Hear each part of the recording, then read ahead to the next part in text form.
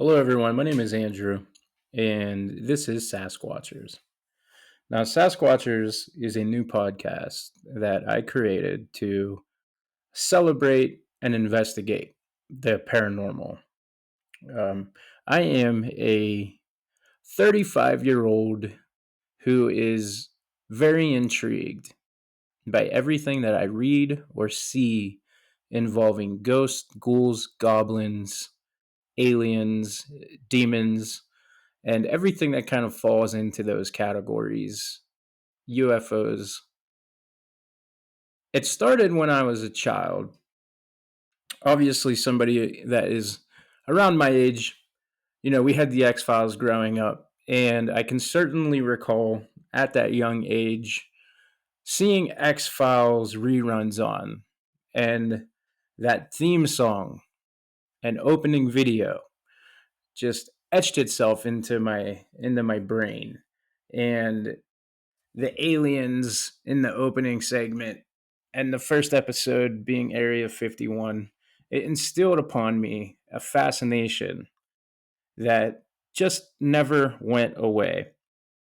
I can recall being in fourth grade, a young child, and I'm sleeping not with a light on, but next to one because for some reason, and I guess later on in life, I would realize this was called an anxiety disorder. But for some reason, I was convinced I was going to be abducted every single night. And I guess to my dismay now, as someone who's incredibly interested and would love to have been abducted, to my knowledge, I actually never was. It was an irrational fear, that was birthed from science fiction on television. Now, I would eventually, and I'm going to talk about it, have an experience with a UFO. This happened a few years ago. But before I get to that, I want to just keep adding some layers to this backstory. So, this podcast actually was created very quickly. I came up with the concept in the span of about a week and a half. Now, the reason that I had to come up with this was because I have a history of working in independent film, and it is nothing crazy. I'm not an actor who is on strike. I'm not a writer who is on strike. And I've certainly never directed anything of value or substance. But growing up, it was an intriguing thing that I wanted to try to do. And it was a fun pastime. Now I've done a lot of crazy things to try to avoid becoming an adult. I was going to be a filmmaker. I was going to be a professional wrestler, which eventually I've done those things. But the one thing that I've always really wanted to do was get into podcasting. And my friends and I, who will be on this show, who have done many shows with me, I guess I'll call it failed attempt at a podcast prior to this, have always been with me along the way. And we were actually doing podcasts long before anybody even referred to them as podcasts. We were doing this in the early 2000s. We didn't even know what to call it. We called it internet radio. And right around the time that I discovered Art Bell, I was doing internet radio in the early 2000s. Now, one night I had to have been about 15 years old. I always had trouble sleeping, and obviously, like any other teenager, the last thing I wanted to do was to go to sleep to wake up for school. So I would stay up late at night. I would turn on the radio. I would play PlayStation 2, Xbox, whatever. Every once in a while, I'd read a book. I happened to be scrolling through the dial on the radio with my headphones on when I finally came across Coast to Coast AM. And I'll never forget the first episode that I heard was about demons. And immediately I was sucked in to this world of paranormal broadcast and fell in love with it. I'd listen to it every single night. And that eventually turned into a love of broadcasting in general. I really don't listen to music, and I haven't listened to music in such a long time because the art of talking and keeping your audience is something that has always intrigued me. And Art Bell was a guy who did it better than anybody. Art Bell could take any person and draw 4 hours of conversation out of them that was both compelling and listenable the entire time. So obviously, he had many, many, many retirements. It's almost a meme or a joke at this point. But I continued to listen to Coast throughout all of the other hosts. And it is on now. But the world is so fractured as far as media goes. It's so much easier to try and find those shows that entertain you. So, although I don't regularly keep up with Coast anymore, like so many other Art Bell fans, I have sought out the episodes that are available to us. Premier Audio owns the bulk of it, but he came back in, I want to say 2013 for a brief spell and did a show with satellite Sirius XM radio, and it was called Dark Matter. Well, Dark Matter only ran for about 6 weeks, and then there were issues, and Art left. I can't say exactly what those issues are. I could speculate. And not long after that, he came up with a show that in 2015 was such a breath of fresh air called Midnight in the Desert. And well, every other show that Art had done since Coast had a short lifespan and it ran its course. It took a little longer than Dark Matter, but unfortunately, it ended with Art leaving the show and the producer, Heather Wade, took over and did her best and, you know, paved their own path. So I guess you might be wondering why on Sasq-Watchers have I been going on about Art Bell and Coast to Coast for almost 8 minutes. Now, here's why. A few weeks ago, I decided I was going to reach back into my bag of tricks. I was going to try to make a documentary. I wanted to tell the story of Art Bell, the broadcaster who intrigued me for 20 years of my life.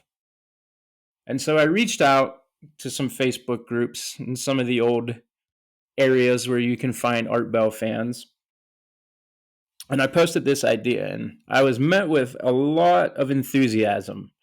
But it seemed like one thing that everybody all agreed on was this was going to be impossible. The audio is going to be impossible to get a hold of.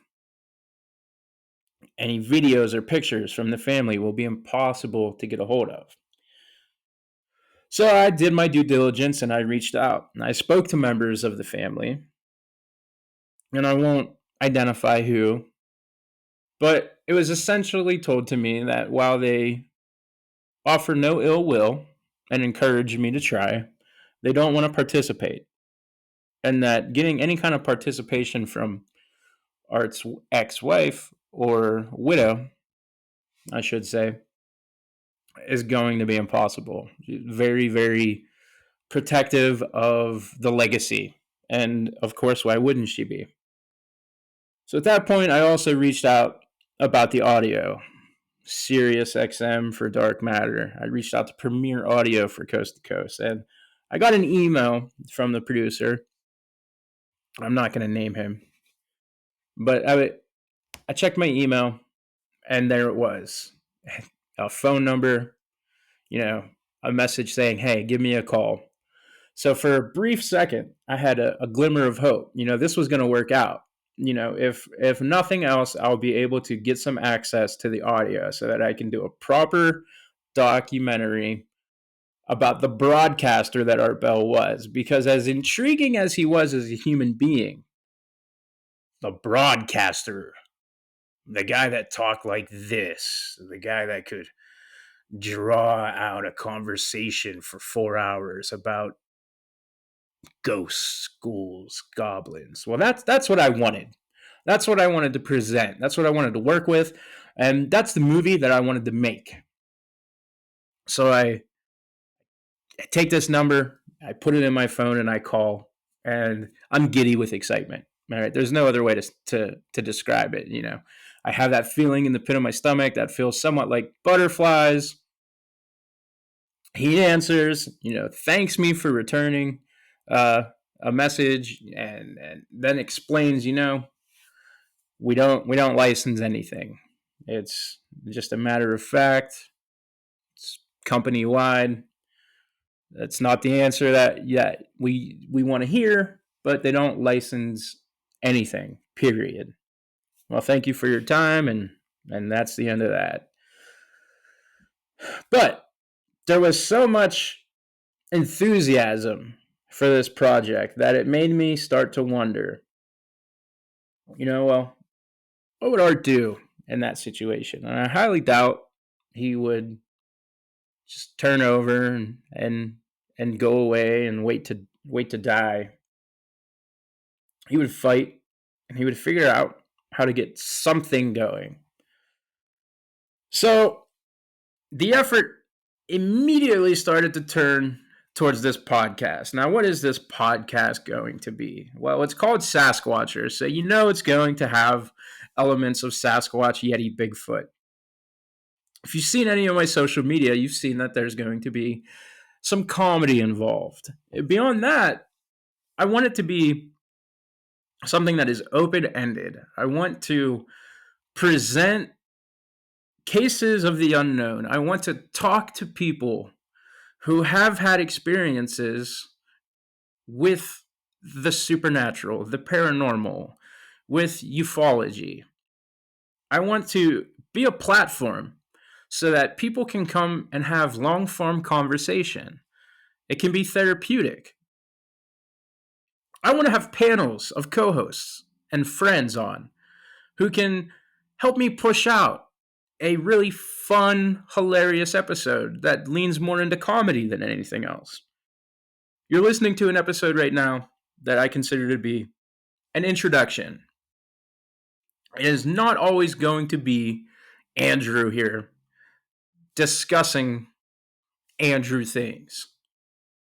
I will, however, certainly push out news, and I will certainly push out minis where if you want to listen to Andrew talk, you certainly will be able to do that. Today's episode was going to originally be 2 minis. And I decided against that because so many people push out content without worrying about the quality. So today I wanted to just put out something that was quality. Prove that I can sit here and that I can have a conversation, and hopefully you'll want to listen to it. So we will be doing tons of things. Video content.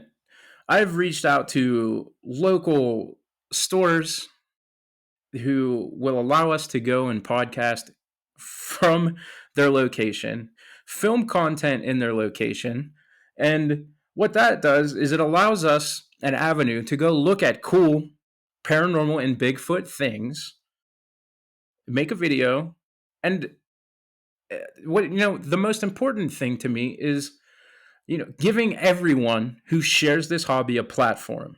And that's what this is all about. Now, does that mean every single thing that I hear I'm going to take hook, line, and sinker? No. Sometimes people have a BS meter, and a BS meter becomes full, and you just got to call it. There are hoaxes, there are people with ill will, and we can't sit here with bated breath the whole time either. When it comes time to call BS, like the great Art Bell, we will call BS. So that's kind of the mission statement. I wanted to go ahead and let you know that today's episode will finish with a myth that has started to really pick up steam around here where I live, which is I'll call it the west central area of Pennsylvania. So after I tell you about this brief encounter that I had, I'm going to get into this, which is a separate thing. But full disclosure, was going to do 2 episodes, and one episode specifically about this other subject. But I want to make sure that you've pressed play and that you're not just listening to me ramble about what I want this show to be. And I want to give you something of substance. So, in a moment, I'm going to talk about a local Lantern Man lore myth that's happening here in West Central PA. And people have been talking about it. This is not something that I'm hearing just from coworkers or people at the bar. This went viral, everybody, okay? So I'll let that sink in for a minute. Now I want to tell you about that kid who was terrified of being abducted by aliens, who grew up and eventually saw something in the sky. So it had to have been about 5 years ago at this point. I was working as a mentor in a home health company, but I had a client who was more along the lines of a behavior, and he just needed some guidance, and he eventually was able to go on and flourish and become something everybody's very proud of. But one night, and it was on all nights, 4th of July, we're at a party, and it's campfire, and it's just your usual 4th of July fireworks, cookouts, hot dogs, food, that kind of stuff. So we're walking back to his house, and this light just kind of starts to come up over the tree line. And my immediate thought, being the 4th of July, is, hey, check it out. There's some fireworks. Why don't we stop and watch these? So we're walking down the street right in the middle of town. And we stop and we look at this light. And what it is, I can only describe as a glowing orb. Comes up over the tree line. I'm thinking it's going to explode, it's going to pop, fireworks everywhere. But it just stays, just kind of hovers over the tree line. And we look at each other and we're like, what is going on here? What is this? That's not a firework. Now, to this day, I can't tell you what it was, but I can tell you what it wasn't. It wasn't a firework. So as we're watching it, it then separates and creates 2 orbs that begin to kind of hover around each other and float. And not long after that, the one that it had split into then also splits into a third. So now we are staring at 3 glowing orbs just dancing with each other over the tree line. And we're in awe. We're in shock. And it just doesn't stop. The ballet of lights just keeps going and going and going to the point we realized that we had been watching this for we don't even know how long. So we start to almost walk backwards so that we can get back to his house in a timely manner, but not miss what we're watching. And of course, I'd taken my phone out, and I am videoing. I have Snapchat going, and I'm sending snaps. I have a really good friend who cares so much about the paranormal. It was like the foundation of our friendship. So I'm sending her these snaps. When we get back to his house, he has a roommate, and the roommate had a mentor with him as well. And we get to the house, and we're standing outside of the house. And I'm not happy with my phone. I don't think my phone is capturing the moment the way that it should be captured. So I run in. I'm talking to my coworker. And I'm like, you're not going to believe what's out there. What kind of phone do you have? There's something out there in the sky. You should come look at it. And her response blew my mind. Her response, she called out to the other client that we had, and she said, "It's back. It's back." They had seen it too. So we all go out and we're standing outside and we're just watching these lights dance with each other. And it had to have been 20 minutes had elapsed at this point.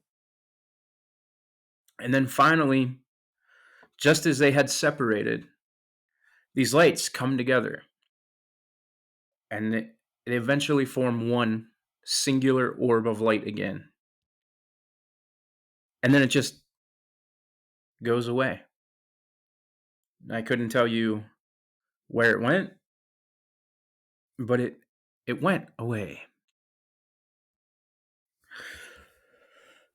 So I do my due diligence and I reach out to MUFON.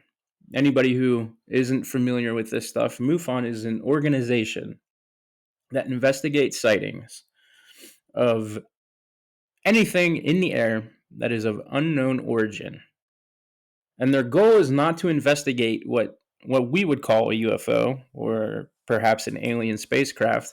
Rather, their goal is to find out just what it was in the sky at that moment that isn't an alien or a UFO. Their goal is to provide actual scientific logistics to your event. So I reach out to MUFON, and MUFON, they do their due diligence, and they reach back to me, and they had zero explanation. There were no airplanes, there were no drones, there was nothing that they could put any reason behind these lights happening at the moment that we saw them. Now, it wasn't just myself who saw them. There were 3 other people in the vicinity who verify this.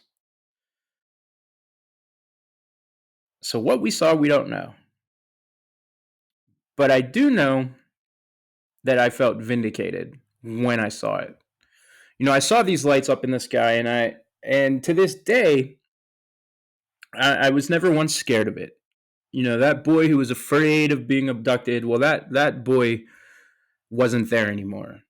I was intrigued. I was fascinated. I felt a warm feeling when I saw this. I felt like I was meant to see it and that no harm was going to be done by whatever it was, and that it wasn't just some drone or something else that we were looking at. You know, is this like a spiritual encounter? No, I don't think so. Not at all. But spiritually, I felt compassion inside for whatever was happening. And that has kept me company for 5 years now. That warmth. I know that whatever it was meant no harm and that I was safe and that maybe perhaps it knew we were watching. And that's why we got a 20-minute dramatic showing of sky ballet between lights. But that is essentially the only thing that's happened to me in my now almost 36 years of life. And I'm often jealous, and I have sought out adventure in the paranormal. I have gone to haunted houses. I have tried paranormal investigations. I have done all of these things that yielded no results whatsoever. But the one night I'm just going about my business, it finally happens. And now it's been 5 years and I'm still waiting and waiting and waiting and waiting and waiting and waiting for the next.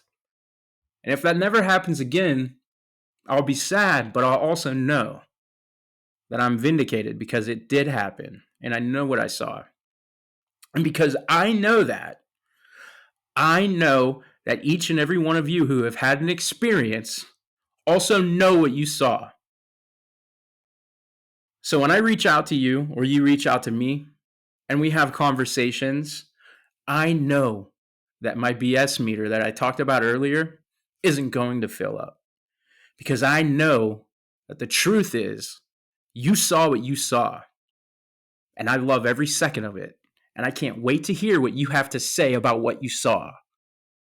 So please, anyone listening, anyone who shares this with me, do not be afraid to reach out to me because I believe you.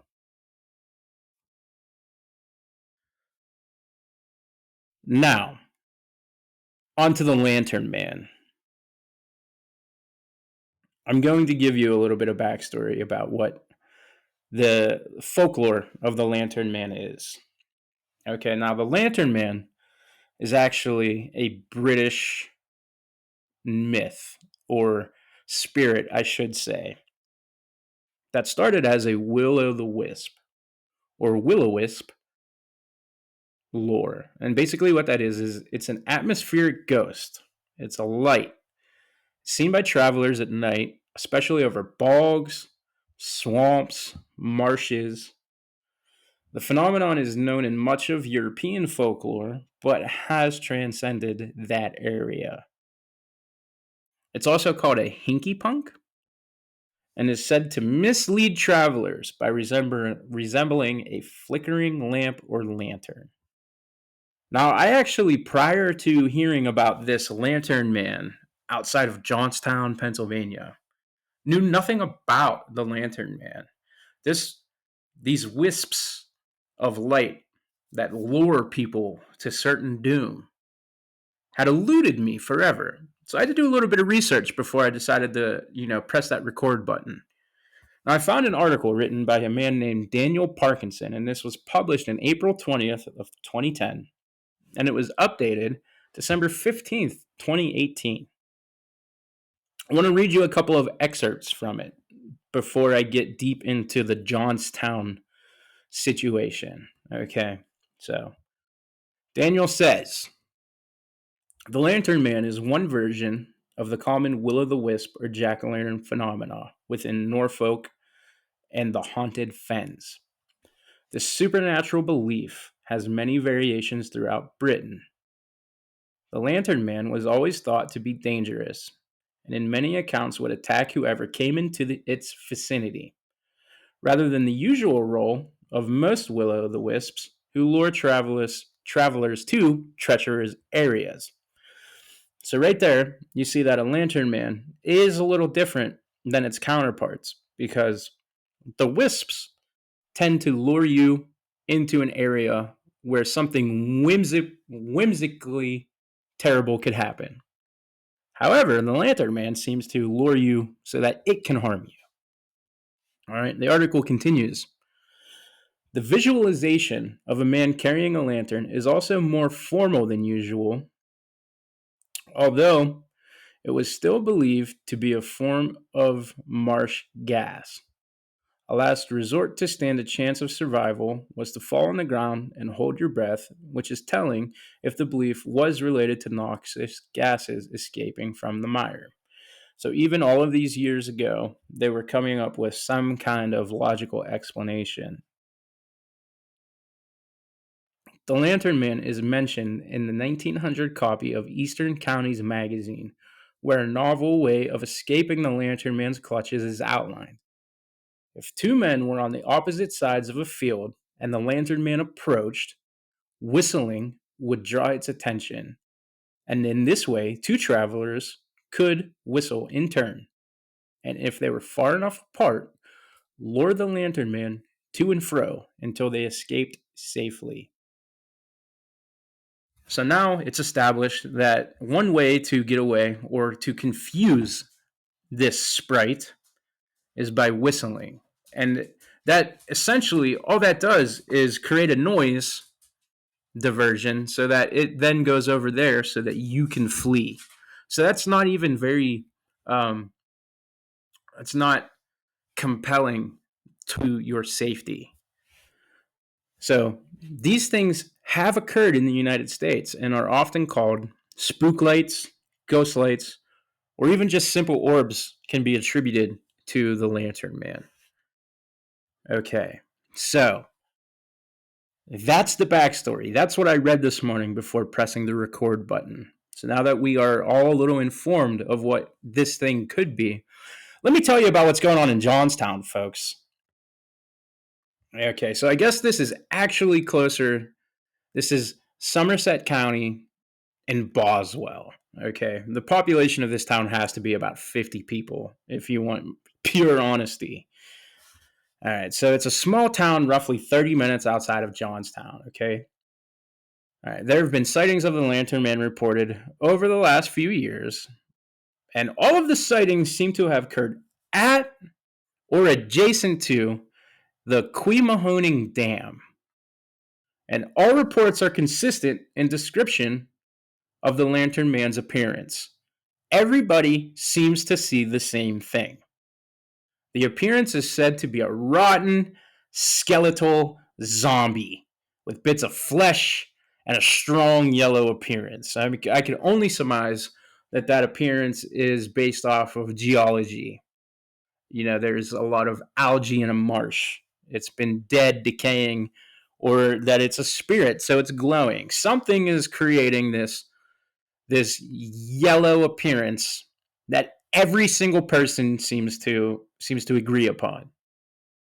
Okay, now all of these appearances have also been characterized by a glowing red light emitted by a lantern.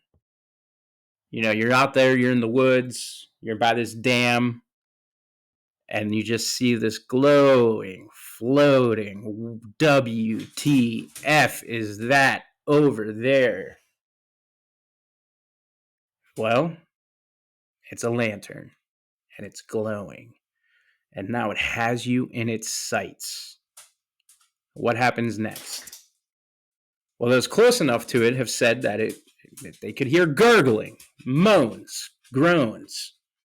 Some have reported seeing it as a corporeal solid being, as real as you or I right in front of them. Or as real as the dog right next to me making all kinds of noise while I'm trying to record. Others have also described the encounter with the being as transparent. So that's where things start to kind of differ based off of appearance. You know, some people see it as a solid biological creature, and then others tend to lean into this is a glowing sprite spirit kind of situation. Most sightings have taken place at the dam, which, by the way, in Boswell, this dam is just referred to by the dam. So they take place at the dam, which seems to indicate to me that there is some connection between the Lantern Man and the dam, right? That only makes sense. So what do we know about the dam? The dam was built by the manufacturer's water company to supply water for the Cambria Iron Company's works in Johnstown, Pennsylvania. Construction began in 1910 and was completed in 1913. So the dam, while aging, is not that old. It created a reservoir that is roughly 5 miles long and 2 miles wide at its widest place. It drains into the Stony Creek River and thence into the Kiski-Conemaugh system. The reservoir reportedly covers the American Indian village of, and let me make sure I'm saying it right, Kitkenapaling, which was referred to in records of Christopher Gist. Christopher Gist was an explorer in the area. So right away, that jumps out at me. This is a large man-made mass of water that was created on Indian land. Now, that seems to be the number one rule is don't build on Native American land. Each and every haunting that's adjacent to anything Native American always comes back to you made spirits angry. because you put something there that shouldn't have been there. So, the Lantern Man. Is this a Native American spirit? Is this something that Native Americans warded off and then came back because of the industrial complex of America? Now, in April 1917, it gets better. A special police force was stationed at the Hickston Run and Quemahoning reservoirs as a precaution against possible plots to cripple the great Cambria Steel Company's plant during World War I, according to local newspapers.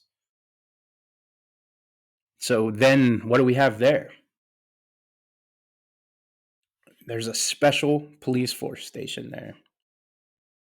There are people with nefarious intent trying to cripple our ability to help the Army with industrial creations. The dam and reservoir was sold by Bethlehem Steel Corporation to Cambria Somerset Authority in 2000, which now operates both for recreation and industrial water supply. They offer fishing, boating, camping, and an occasional whitewater rafting are among the activities available. Upgraded release valves in 2010 substantially increased discharges from the reservoir to improve whitewater rafting on the Stony Creek River. So now you have a lot of people there having fun, doing things with their families, doing water sports. All right, it's a rec center. It's an area where people with very little to do in their town can all go and have fun. So that to me is the main reason why the Lantern Man is seen at this dam. Now, the journalist, the investigator in me, I want to go ahead and I want to look at every single possible avenue or scenario surrounding this area. I want to go ahead and I want to look at disappearances and deaths. And I've done that. I've done my due diligence. But something bothers me about it. Okay, I need you to understand that while I did find that there have been drownings and disappearances, the ages of these victims make it so that I, as a father, do not want to speculate about them. So if this is something that interests you and you want to, delve deeper into it, by all means, pop onto your Google machine and take a look. I'm not going to sit here and pretend that it isn't suspicious or that it might not be uh, interesting to try to entwine the two, but I think it would be in poor taste. So I'm going to avoid doing that, at least for episode 1. Let's kind of keep things conventional. The area surrounding the dam is thick forest, and I presume a reason that the sightings tend to happen at the dam, otherwise already stated, is the thick forest just doesn't have anything to do, during the summer seasons. You might have some hikers, but beyond that's about it. Sightings have occurred in the forest. It isn't an isolated phenomenon, but the dam seems to be, for one reason or another, the central spot. And it's not just a summer thing. All right, sightings also happen year round. Not just people using the dam, hunters in November, December, people driving in the area in snowmobiles in the dead of winter. They've seen this thing. So it's there. It's out there. And despite the fact that the myth falls, you know, around wetlands and swamps and marshes and bogs, and this thing at this dam certainly qualifies for that, it has branched out. The sightings and the discourse, and this is where things get fun, really took off in the year 2020. when the Lantern Men hit mainstream. And when I say mainstream, folks, I mean that. Going viral after being caught in a dash cam video that was sent to local paranormal investigation group out here, who then shared the video online, okay? It went viral. These videos exist, and I will share them on my social media pages. When you see the link for this, you will have already seen the links for the Lantern Man videos. All right, now the video validated so many of the locals because they'd been reporting this thing for years without any real knowledge of what was going on. They didn't have any of that. Uh, they didn't have evidence. I'll just put it like that. Okay, this is no longer somebody's word. This is something that happened on camera. Something that paranormal investigators would die for. Something that skeptics ask for. And it happened almost 4 years ago. So you got to ask yourself, if this thing went viral 4 years ago, well, I mean, why haven't we heard about it? What is it just not that big? Are we too complicated as far as our consumption goes? Is the media, frenzy that we deal with on a daily basis, causing us not to see this? I heard this from a coworker. I didn't see this video. So how could something that locally is so much part of the zeitgeist that has gone viral on the internet be so isolated to whom knows anything about it? That to me is an intriguing factor in all of this that I can't explain.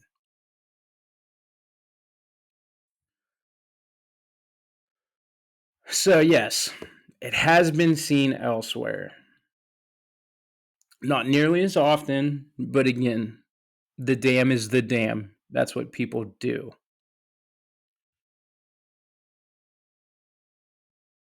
So, as far as that goes, the video is there, the video is posted. As you can see in the dash cam, it's night. The car is traveling down a road that is adjacent to the dam, and you can see him walking. Now, it's very brief. I am told that they did not see this while they drove past it, and it wasn't until later viewings of the footage shot, because they had almost hit some deer, and one of the deer had a huge rack. Okay, now some of you listeners out there might not be hunters, you might not be sportsmen, you might not know the importance of a big rack, at least on a deer. I'm sure a lot of you know the importance of a big rack. But they went back. They wanted to see these deer. They wanted to make mental note of it. They wanted to know where they were for future hunting purposes. And to their dismay, to their amazement, to their jargon, they see this creature walking, lantern in hand. An appearance that seems to coincide with all reports.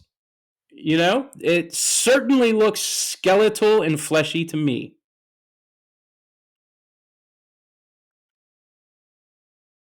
So,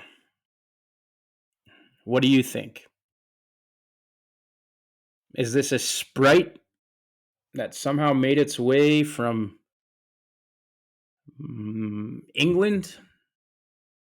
Is this a angry Native American spirit seeking vengeance for their resting place being thwarted so that locals could build a dam? Or is this something else? Are your BS meters filling up? Are you about to call BS? Is this a hoax? It's one dash cam video that I have. It is not my video. I've shared it. This is from the Quemahoning Paranormal people. They're the ones who made this go viral. I'd love to know what you think. Because until further investigation, I can only go by what we think, what I think. I can only speak for myself in this show and Sasq-Watchers, and what I think is we have a video that shows something that is consistent with years of sightings of a paranormal creature. There is something here that needs further investigation. Bare minimum, further investigation. Something has happened here. There are other videos of the emitted red light from the lantern. You can find them. These are on YouTube.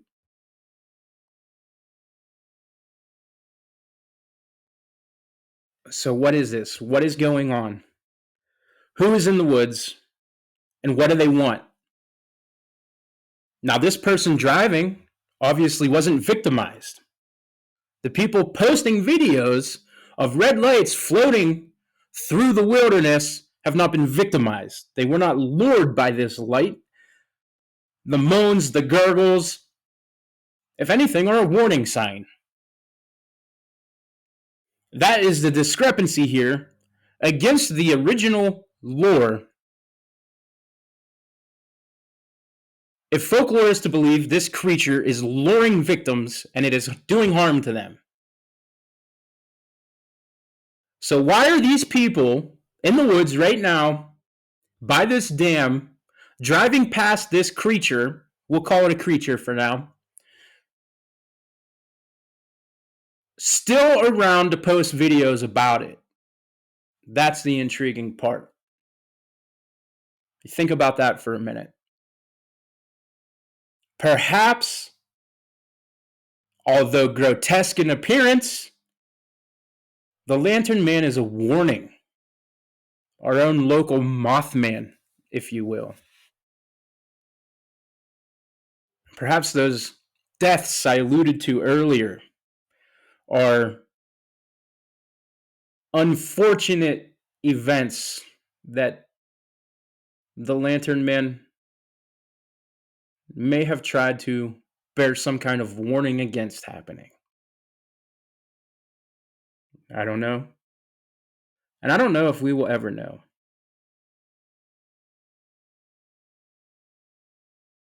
But that is where it stands right now. I want all of you listeners out there, because I know there are many. Because I know, first of all, that I am awesome. And second of all, I know that the footprints of the paranormal are left all over the world.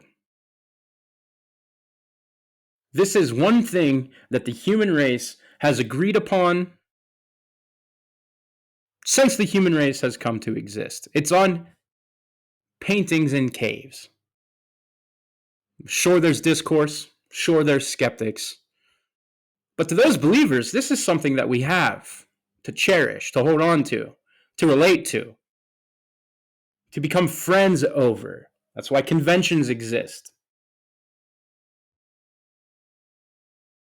I want all of you out there listening right now to think about this. And get back to me. Reach out to me. Let me hear your thoughts. Let's blow up the social medias about it. Let's do each and everything that we can to create awareness. Until next time, thanks for squatching.